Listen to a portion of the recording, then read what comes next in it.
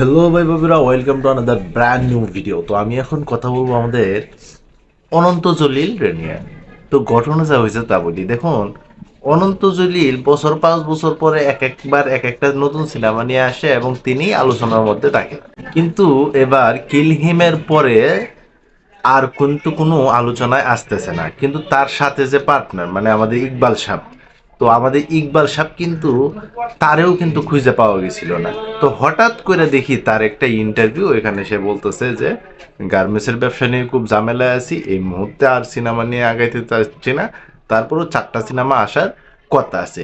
কিন্তু আমার কথা হইলো একটা ভাই, এই যে নেত্রী দা লিডার, এই সিনেমাটা তো আরো 3 থেকে 4 বছর আগের। তো ওই সিনেমাটা এখন পর্যন্ত রিলিজ দিতেছেন না কেন? দেখুন, প্রত্যেকটা সিনেমার কিন্তু প্রযুক্তির সাথে তাল মিলেও কিন্তু চলতে হয়। নেত্রী দা লিডার এই সিনেমার মধ্যে কিন্তু বিগ বিগ কাস্টিং আছে। হলিউড, বলিউড এবং কি তেলুগু ইন্ডাস্ট্রি থেকেও কিন্তু অনেক অভিনেতা অভিনেত্রী আছে।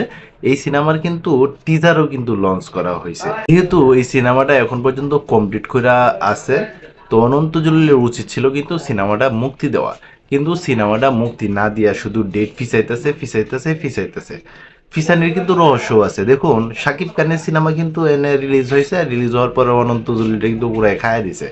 তো এত বিগ বাজেটের একটা সিনেমা কিভাবে রিলিজ করবো, আমার মনে হয় ওই সংখ্যাটাই উনি অনুভব করতেছে, যার ফলে এই নেত্রী দা লিডার এই সিনেমাটা মুক্তি দেয় নাই। তো অনন্ত জলিলের আর একটা কথা শুনে আমার কাছে মনে হয়েছে কি, আদৌ কি নেত্রী দা লিডার সিনেমাটা কমপ্লিট হয়েছে?